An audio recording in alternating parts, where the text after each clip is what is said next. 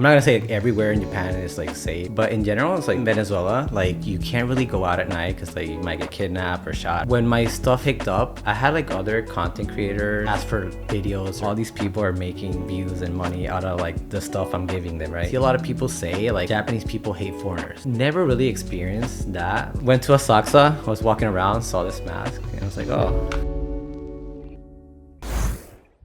Hello, and thank you for tuning in.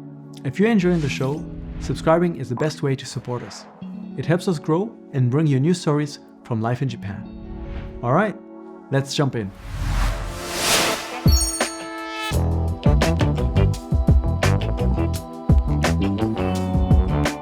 Welcome to Unpacking Japan. I'm Toby, and today we welcome Dani in the studio. Thank you so much for coming. Thank you guys for having me. Yeah, I'm very happy to be here. Excited to do my very first podcast. Yeah, glad to have you. So you are known online as the guy with a fox mask on your channel Japan On, where you make a lot of content. You're a content creator here about all things related to Japan, anime, and the games as well. So we're going to dive into this because you've been doing this for quite a few years, have a lot of interesting insights. But like with all our guests, I'm a little bit curious about, if we go back a few years, what brought you here in the first place? So I'm half American, half Venezuelan. So I lived between America and Venezuela, right? While I was living in Venezuela, it's kind of like very dangerous back then. And I really couldn't go out and do much stuff. So I just like picked the safest country and just moved there. Interesting. That was kind of the first reasoning. So you kind of looked at the world map, like, where is it safe? And you saw, oh, Japan has a good reputation. Yeah. Wow. So I also had like some, like I've known a lot about Japan, like through anime or like TV shows or stuff like that. Because I always had like a bit of interest in Japan. And I was like, oh, okay, I can go there for 3 months and see how it goes. So your first trip to Japan was just for tourism, for traveling and visiting, or did you already have in mind that, oh, I want to try to move there and get away from the... No, I was supposed to stay here 3 months. Okay. Yeah. And I went to Japanese school and I just like kept extending until now it's like almost 10 years. Okay. So you came to learn the language, Japanese language school. Did you go to Tokyo? In Tokyo, yes. Okay. Yeah. What was your first trip like when you arrived? Because you kind of had this image of Japan being safe and you were living in a place where you felt a bit unsafe and you arrived here. What was that experience like for you? So my very first experience, I got off the plane in Narita Airport and I was on the train back to Tokyo. And I remember just looking out the window and it's like very countryside out there. Mm-hmm. So it's like, wow, this is not what I see about Japan. Like, where are the lights? Where's like Godzilla coming out? And I was like on the train where I was like kind of like, damn, maybe I made a mistake. Wow.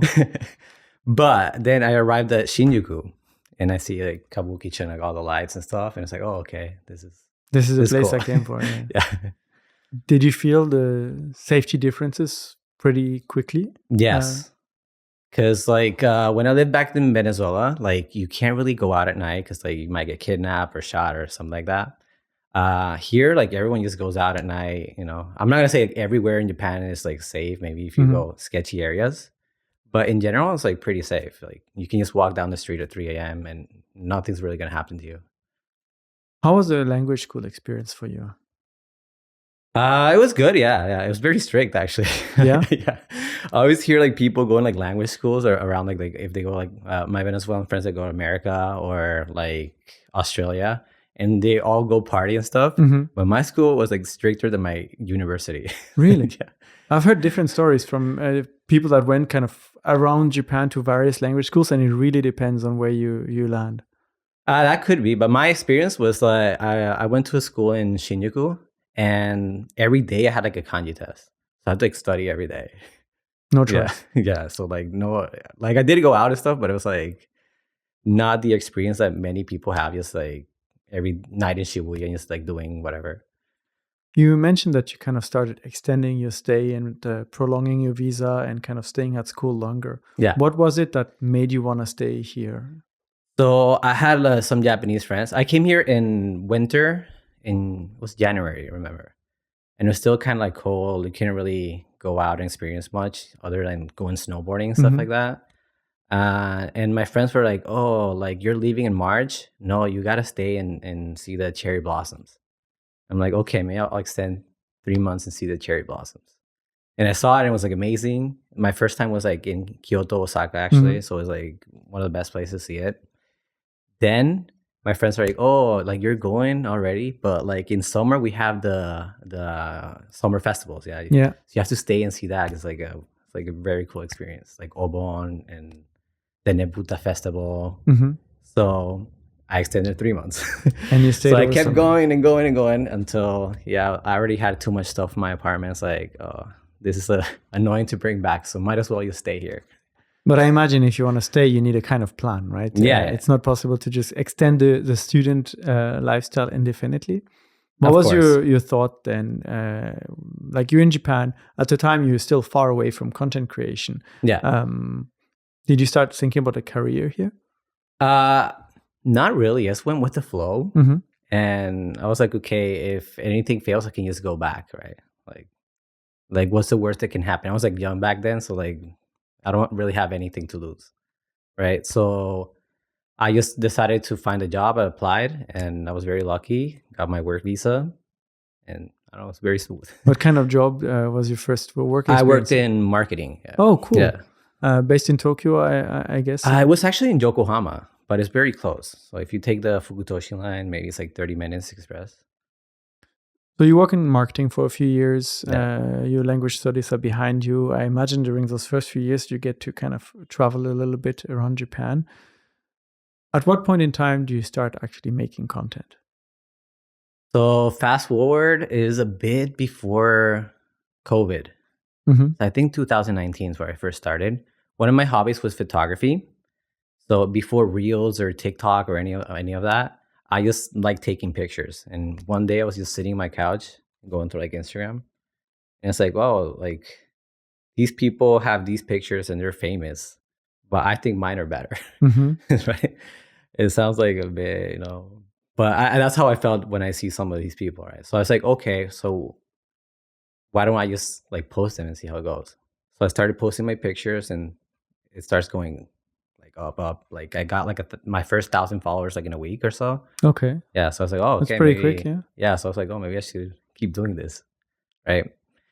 So later, like Reels became a thing, like TikTok came out. So I was like, okay, how can I adapt to this? And I just went to a convenience store and just like showed stuff around. The first video just pops up. So the first video you make kind of went viral. Yeah. And that kind of set you on this trajectory of turning that into something more full-time. Yeah. So I remember it was a collab.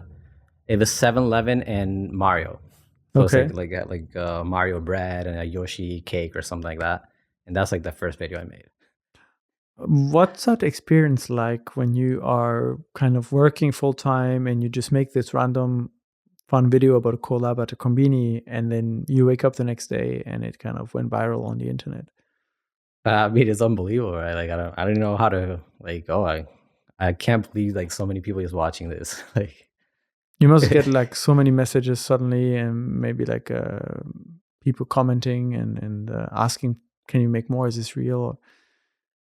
It was more like just like the interest about like the Nintendo stuff, and like wow, like I didn't know like people like why doesn't America have this? Mainly, it's like the top comments, because like I feel like nowadays you see it more, but back then, like when I started, you wouldn't see these things in America. Like for example, Universal Studios, they always have collabs with anime like Jujutsu Kaisen or Attack on Titan.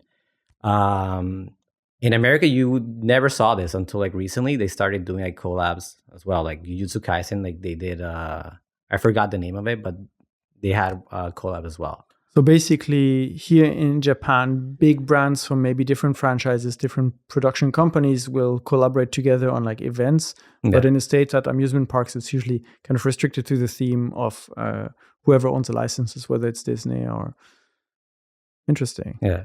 So you start making content, and at the time, I imagine it's not something you can suddenly overnight turn full time. But do you start feeling like, oh, I need to make more of these videos? I need to kind of find the next thing to film? Or did you just basically start filming what was around you and share what you experienced here in Tokyo? Yeah, so my whole page was just my experience finding these things that I found interesting and just keep posting about it, like my daily life. Oh, today I found this collab, or today I went to this temple and I like the history behind it, or anything that I personally just find interesting. Did you start then making some research? For example, you mentioned the history of a temple. Most people, when they just walk into a temple, they don't necessarily know the name. They don't know what's behind it.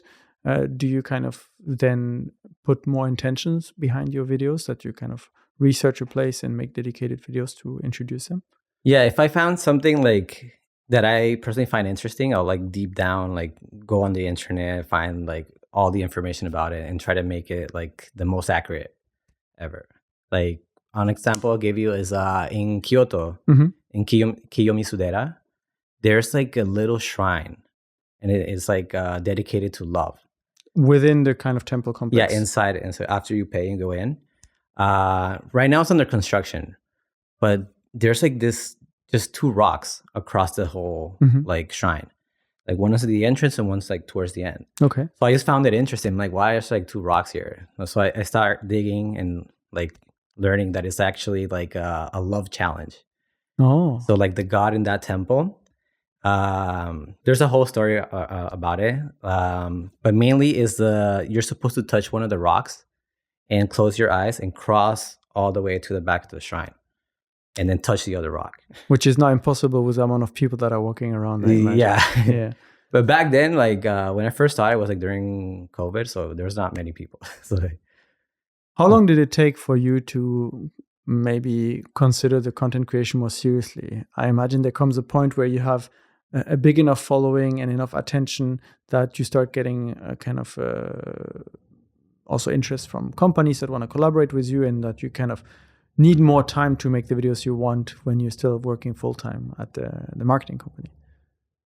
Yeah, so like that does happen, because then people want to take you, like, I don't know, Wednesday, Thursday, you have to come film this video for I don't know, supermarket or a ramen shop or anything, right?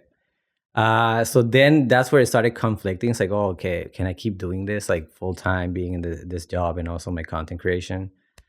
So until I started making more through content creation, I didn't quit my previous job.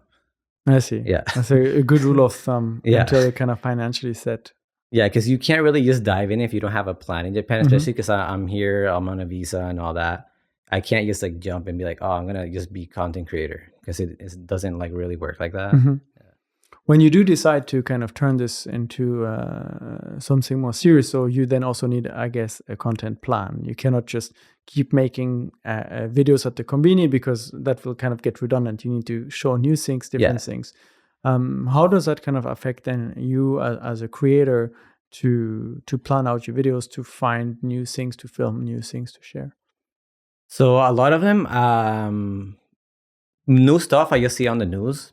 Like if I see, oh, there's like this new technology, like recently there's like a human washing machine or something that's coming out. Like interesting. They're gonna do like a pop-up. So I saw that. I'm like, oh, I'm gonna go film that. Right?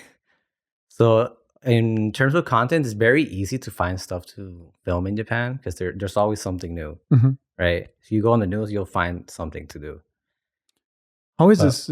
Sorry. So, but a lot of the content that I like to do is just random. I just like walk around, and for example, here in Osaka, there's a restaurant. It's kind of like an izakaya, and the owner is. He says right, is he a 400-year-old samurai that he's been alive for that long. Okay. And like he dresses up, he has like a katana and everything, and he lives his daily life like a samurai guy. Like he even has a haircut, right? Wow. And I found that just because I was like in these bars and I asked like recommendations of places to go. And this guy told me, oh, if you want to make a good video, you should go to that place. So I went there like at 3 a.m. in the morning and just like filmed it, because he opens like pretty on the late. spot. Yeah.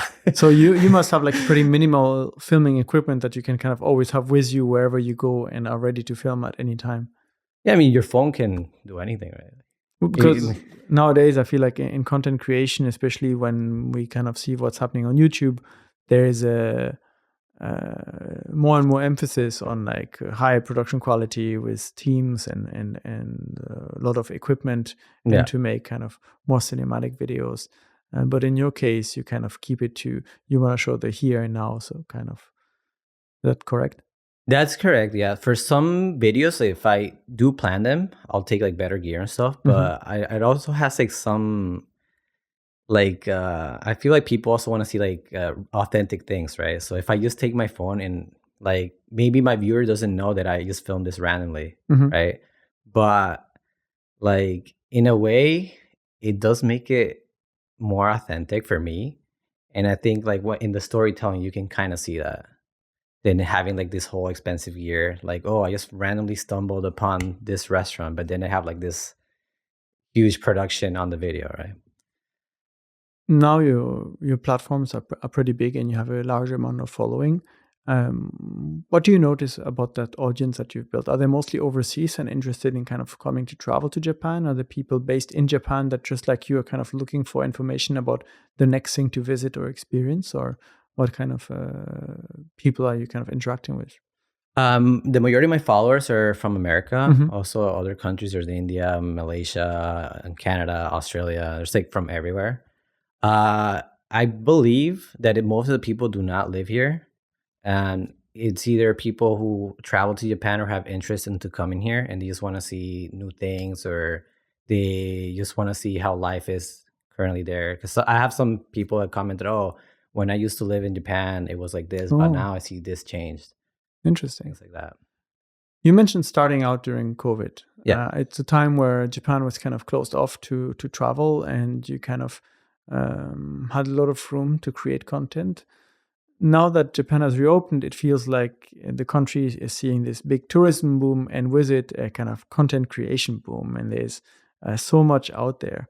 How do you perceive these changes as a creator yourself when you make those videos and you see maybe there are 10 more creators that are kind of making a video on the same topic? Well, yeah, that does happen, like has happened recently. Like, I feel like 'cause Japan was closed off for like 2-3 years. Yeah. Many people like wanted to go, like seeing all these videos that pop up during COVID, and they just come here and experience them themselves, right? So I feel like many people don't recently like think it's too much, but at the same time, like for example, imagine you go to Paris, right?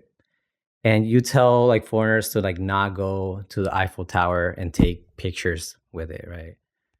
So like how can you tell like other people to not experience what you just experienced before? You know? I feel it's like a bit selfish. So does it affect you in your content creation to kind of, know that there are so many people out there also making those? Or do you feel like you just focus on your own perspectives and what you want to do? I focus on myself because I feel like a lot of my followers also want to see my perspective on things. So even if someone films the new Donkey Kong area at Universal Studios, my perspective is different from another person, right? Or if you go to Ichiran Ramen, for example, like your experience is different from someone else. And as a content creator, I feel like a lot of the people who watch you, they care what you think or what you're going to say about it instead of just like showing.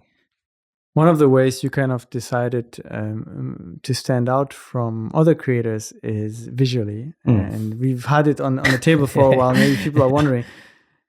You've been wearing this fox mask at the beginning all the time. Now you kind of have it with you because it kind of became part of your personal brand in a way. Yeah. What's the story behind this mask? Why did you decide to kind of start wearing this? Okay, so when I first started my channel, like I said, I did photography and stuff like that.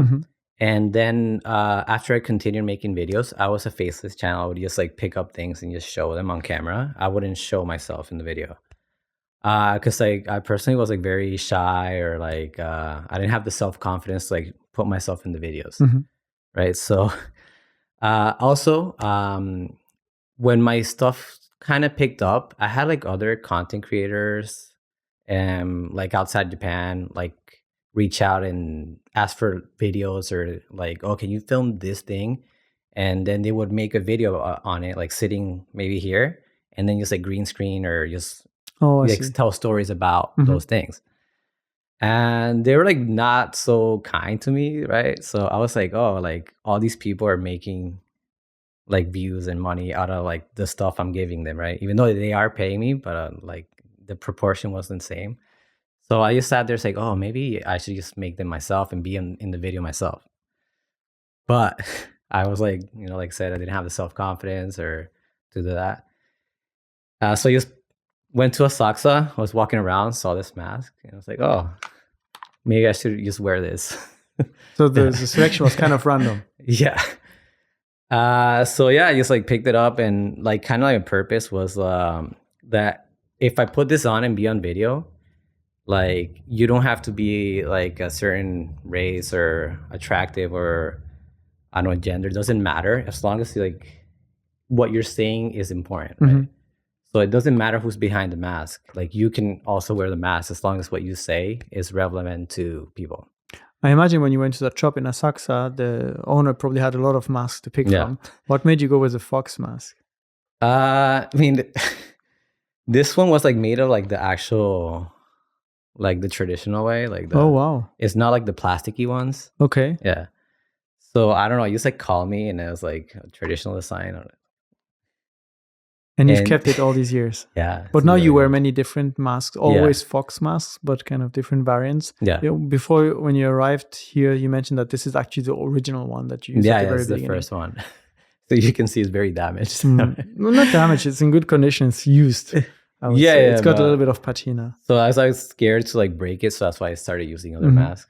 Because unfortunately, like the guy who would always sell me the mask, he passed away. Oh. Yeah. So like I talked to him every time I would go there.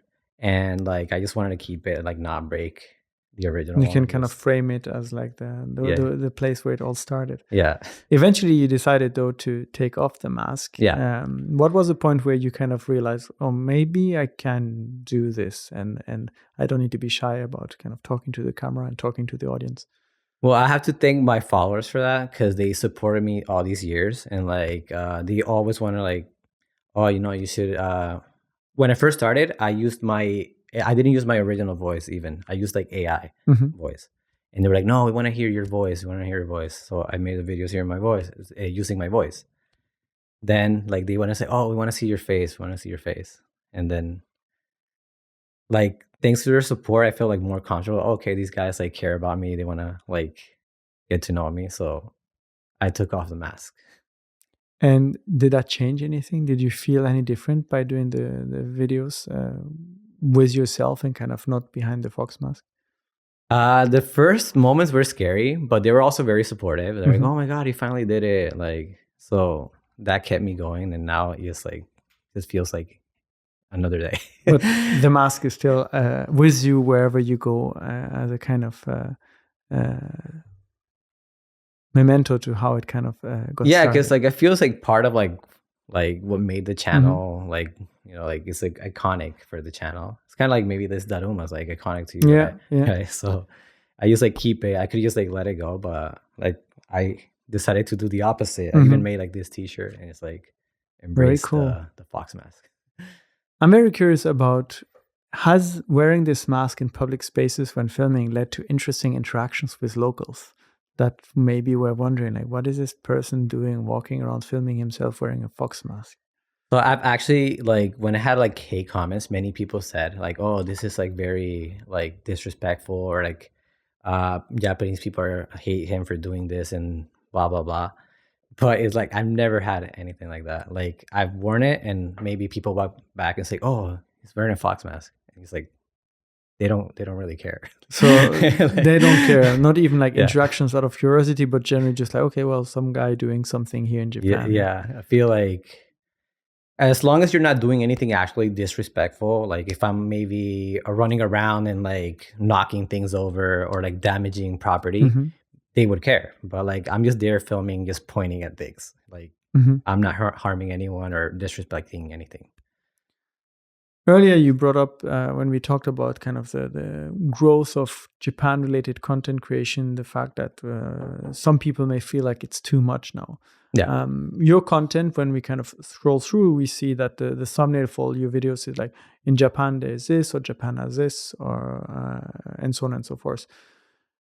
With everything that's kind of going on, and you've also seen like the challenges with maybe over-tourism in some areas of Japan, and the feelings this has kind of maybe changed to like content creation or Japan as a source of content creation. How do you think about that when you see debates going on or there's too much content just kind of utilizing Japan to make content online, as opposed to maybe some people thinking, oh, this is good, it's promoting some interesting things in Japan and it's kind of helping local businesses as well. Where do you kind of see this debate going? So I personally think like if you're making content that like is harmless, you're saying the truth, or just being like authentic, just like, okay, this temple is famous, I came here, and just like just living your own life like is fine. But do have a problem like with people making videos, like for example you'll see uh some random AI video saying like, oh, in Japan all the Japanese women want to marry foreigners and this and this, or like there's birth visas in Japan, which is like just fake, like this doesn't exist here, right? So my issue is those things, rather than people like just coming and enjoying and filming themselves doing stuff, even if it's in over tourist places. Because like I said before, how can you tell someone to not go visit the popular places, right? Like it's I don't know, like you go to New York and be like, oh, you can't go to Times Square because it's like overcrowded, but you want to see it, right? I think like as content creators, we do have to find like a way to promote other places like that. I personally try to do that, find like other places you can also go, right? So like maybe try to take away some of the crowd to those areas, because people are gonna go to Kyoto. Like there's like it's just how it is. There is this kind of difficult balance, I imagine, as a content creator, where there's an audience that wants to see a certain type of content, and you are also making kind of a living from creating content. And if you were to now suddenly go and promote some areas and the videos are not doing well, that makes it difficult for you to kind of continue doing those. How do you kind of find a balance between going out and promoting other areas and kind of inviting people to go beyond the kind of oversaturated? So personally, I believe you have to find a way, even if it's something that might not interest many people, find a way to make that thing like maybe like internet worthy, I guess, or find a bridge how you can connect two of those things together. For example, like one of the series I'm starting to do is like finding where like certain anime like originated from, like maybe where the person got inspired, the manga artist got inspired to make it, or like video games. So for example, Demon Slayer, Yeah. right? It's like very popular right now. So I went to like it's in Fukuoka. There's like the shrine where people say that he was inspired by that shrine. It's called the creator of the and it's called the Kamado Shrine, right? And if you check the history, like people used to go there to pray and like repel demons and stuff like that, which matches the story. And if you see some of the scenery, you can see like the rock from like the first season, stuff like that. And so many people go there, like Japanese people go and like make their emas and draw like Demon Slayer characters on them. That's cool. But that place is not very known to foreigners. Like I actually went there and I was the only person there. Okay, so it's a local temple in Fukuoka that is not kind of on a tourist map. No, it's actually in near the Saifu. Okay. So that's like a very popular area. Yeah. But like no one goes up there. It's like maybe 10-15 minute walk. Yeah. So how do you go on about finding those places? Because that's like very niche. You need to kind of have the idea for, oh, I'm going to find where this anime found the inspiration for something and kind of trace it back to this temple. So some, if I have like a really like interested in, I will research myself. Others, I would just ask people, or sometimes it's just random conversation. Actually, someone I met in a bar in Fukuoka told me about this shrine. So I just went there. So like just asking locals, you'll find like the local things. It seems like this is a recurring theme for you, to kind of hang out at a bar and ask locals what they recommend, and that kind of leads to interesting discoveries for you. Yeah, that's like the best way to do it, I feel like. You've traveled extensively throughout Japan. What are some of the areas that you particularly like that are maybe less in the spotlight? My favorite place in all of Japan is Kyushu. Okay, yeah. That was a very, very direct answer. What makes it so special for you? I just like the vibe there. It's like very chill. You can, like, for example, you go to Fukuoka as a city, right? It's not overpopulated. They also have amazing food. You have the little yatais. Then you can just travel to Oita, which is pretty near, and just get in a hot spring. Chill. You can go to Kumamoto and see like views like Aso or Miyazaki. Like there's like everything. Like it's just very scenic. I don't know. You mentioned that recently you started a series about kind of tracing back where certain animes takes inspiration from, like the real locations. Are there more of those in Kyushu besides this temple that inspired Demon Slayer? There is like some, like I believe Saga. I forgot the name of it. There's one in Saga. I forgot the name of the anime. One Piece didn't really like inspire, but the Oda was born in Kumamoto, I believe. Yeah. So if you actually go there, there's like a lot of One Piece stuff around. Yeah. You didn't say that you were too much into anime at the beginning. When you were growing up, you kind of saw a few of them. Yeah. Now this is kind of like a core part of your content. Is this like an interest that grew over time? Yeah, like I mean, I felt like I watched like the basic what everyone saw, like Dragon Ball or maybe like Rurouni Kenshin or just like the basic animes. I wasn't like super deep into it until like friends would recommend me, because I personally love like movies, TV shows, like things that are good stories. So if you recommend me like an anime that has like a really good story, I'll watch it. Like I don't care, even if it's like a kid's cartoon or anything. If you tell me, oh, you have to watch this, a very good story, I'll do it. Right. Do you have some top 3 that are maybe not what people would generally expect with animes with good stories? I think my favorite ones are popular ones, unfortunately. So you decided to kind of turn that interest in those stories like into the real locations. Is this becoming a thing, like anime-centric tourism in Japan, where people kind of are traveling across the country just seeking out those famous and popular anime spots? I don't think people would travel because it's very complicated to reach some of those places. Okay. Like, like if I wish it would become more popular, but for example, you have the movie Suzume, the one with the doors, right? I don't know if you've seen it. I'm not sure. Maybe not. It's from I forgot his name. The one who did Your Name. Okay, yeah. Also, the movie after that, I haven't seen the second one. So that goes all from like Kyushu, like all the way to Tokyo. So there's many stuff in between. So if you want to visit all those places, it's very difficult to reach there. So if you're staying here like for a week, it might not like be in your best interest, because you're gonna waste your whole trip going to the middle of like nowhere just to see like the scene of the door, right? I imagine that when you kind of have an audience as big as yours and are doing these kind of travel-related tips and tricks and introducing areas, you may have gotten opportunities to work with some of the local like city councils or prefectures that maybe want to collaborate with you to promote certain areas. If that's the case, what do you kind of see as their challenges in promoting themselves that you kind of were able to maybe discuss with them?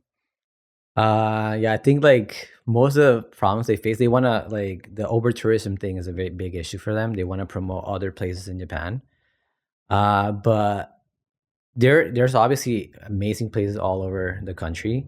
But what I saw personally is like it's hard to access a lot of them. Like if you want to really go in the middle, like the actual hidden gems of Japan, you need a car, or you have to like wait 2 or 3 hours for the next bus. Yeah, or train or anything that goes there. Yeah. So the places are there, but how to get people there are more of a challenge than just the promotional part. Yeah. For the promotional part, you mentioned you kind of have to find those gems and make them interesting enough for people to kind of want to do the effort. Sometimes on then social media, that leads to people kind of sensationalizing things, and that can lead to maybe giving the wrong impression of what an area is actually like, and so on. Do you feel like there's a certain responsibility with the content creator to not, how can I phrase this? Just exploit the algorithm and exploit the sensor. I can't pronounce this word. Everyone probably understands what I'm saying, but you kind of exploit this part of social media and focus on being more authentic. Is this a responsibility of the content creator? I think like what I mentioned before, like if you hype something up, maybe I personally find like more interesting than someone else. Like, oh, maybe someone will say, but it's not so great. But for me, it was. So when I filmed it, like I just showed my perspective, how I felt when I went there. I feel the problem is when you start lying and show like other stuff that is like not true. Do you sometimes get to discuss this topic with other content creators that are kind of in the field, and you're kind of looking at the state of content creation in Japan and wondering like, okay, well, how can we kind of maybe preserve things and take our share of responsibility for how Japan is kind of being portrayed? Or is this too big of a topic for you guys to kind of really feel like? I mean, I personally like I no disrespect to anyone or anything. Like most of my close friends are not content creators actually. Like I get along with some of them. We'll sometimes film stuff together, but my really close friends aren't content creators, I guess. So I don't really have the opportunity to talk those things with them. How has becoming a content creator and having this as a major part of your work here in Japan changed your experience of the country? It's one thing to come as a student and to maybe work at the company and then suddenly switch to making videos, kind of traveling around the country. I'm a person that really like, I'm easygoing. I'm very simple. So me adapting to things is very easy. So going from like a student to working here and then becoming a content creator is just life, I guess. Like when I was a student, it was fun. You know, I did a lot of things, even though, like I said before, I had like tests every day and I had to study. Then I worked in a company. I lived all the horrible things people say about Japanese companies as well. But I don't know. I just like get through it and just like have bigger plans, I guess. Like I never felt like, oh, I'm gonna be here forever doing this one thing. So maybe tomorrow I won't be a content creator. Maybe I'll do something else as well. Like just go with the flow. Yeah. While you are a content creator and you get to talk so much about Japan, now that you have like a longer format than just the reels you usually make, what are the things you want people to kind of know that are important for you with regards to Japan? I think the most important, I think that you see a lot of people say, like when people hate on Japan, is that Japanese people hate foreigners. Like I've never really experienced that. Like it's been like isolated things maybe, but I think most of the people don't really even care about you. Like they just go with their lives, right? Yeah. As long as you, like I said before, you're being disrespectful, being loud, or just like damaging stuff, then yeah, you'll get that spotlight and everyone will hate you. Is this one of the misconceptions you kind of sometimes see in the comment section where people kind of bring up, this is what Japan is really like? Or what are some of the other things that kind of regularly come up that you kind of feel like you want to address sometimes? I've seen a lot of people say that, oh, Japanese people are not kind, they're not respectful, they just have to be because it's their culture.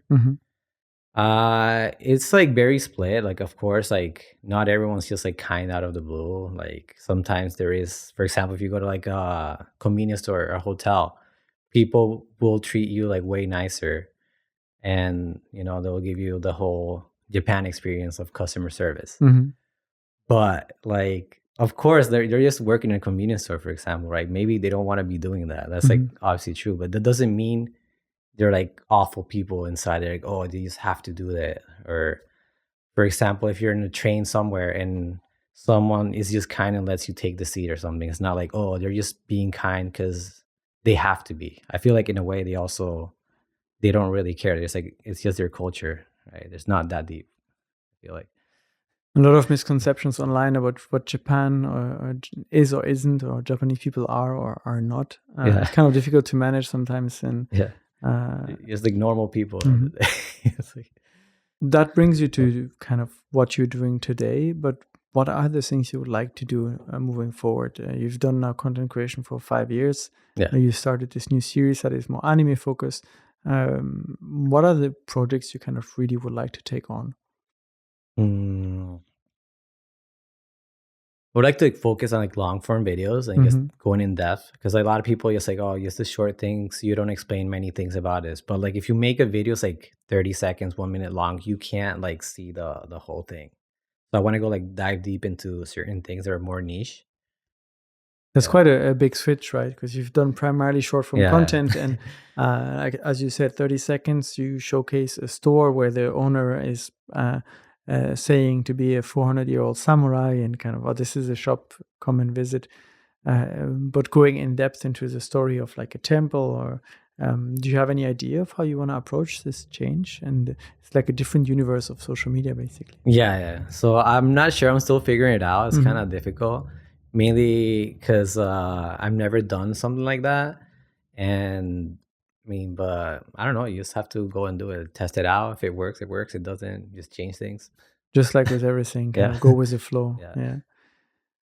What are some of your most memorable experiences in Japan? You shared a few interesting anecdotes of meeting people at izakayas, and you mentioned that Kyushu was your favorite place, but you've kind of done so much. What are some of the most fun and interesting experiences you had? My first hanami was here in Kyoto, Osaka, like I mentioned, right?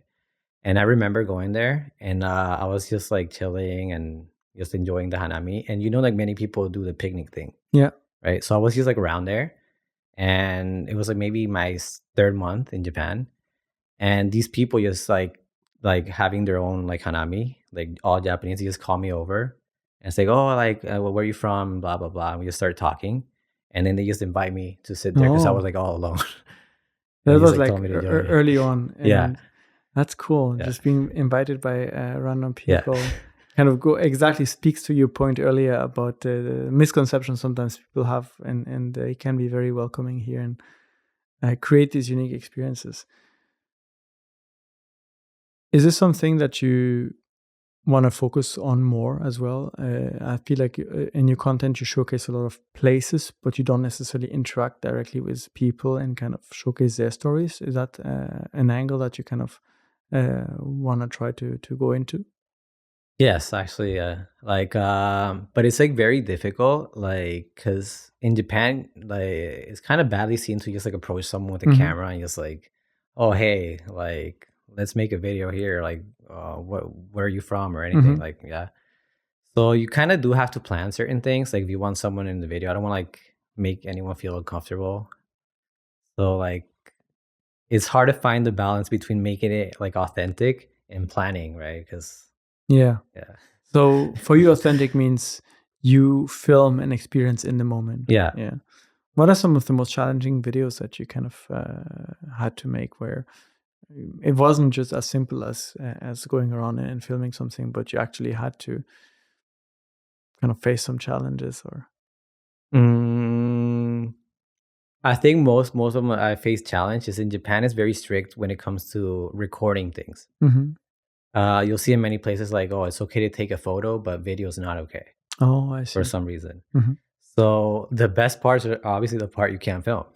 So you still have to sell the place and make your audience be engaged without showing that. That's tricky. Tell the story without filming it.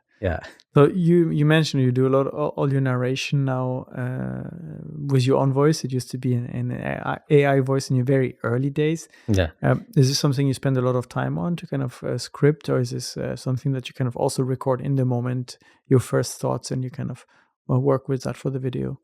So in the beginning, like I would like spend so much time and like re-record because I didn't like how my voice sounded or anything like that. Now I'm more like free about it.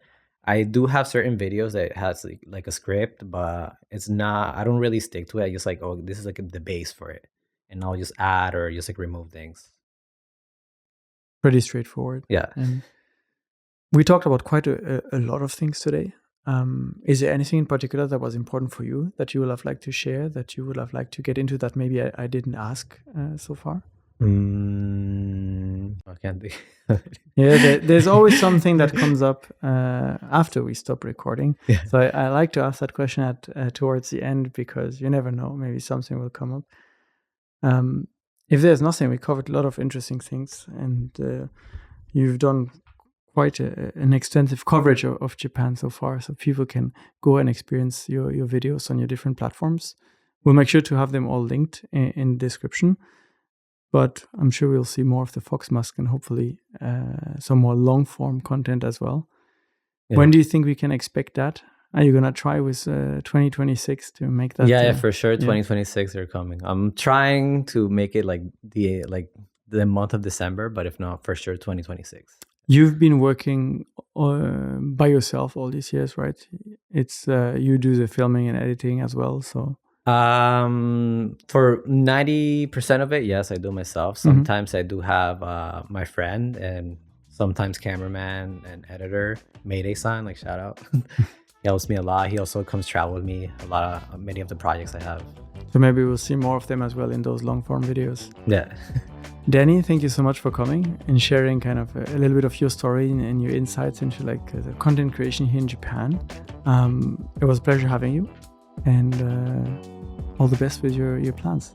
Thank you so much for having me. Thank you everyone for listening and watching. This was Unpacking Japan, and we'll see you in the next episode. Bye. That's cool. Thank you for sticking with us all the way till the end. We really appreciate it. If you haven't already, consider subscribing to the podcast. It helps us improve the show and bring you more in-depth conversations from Japan. Take care and see you next time.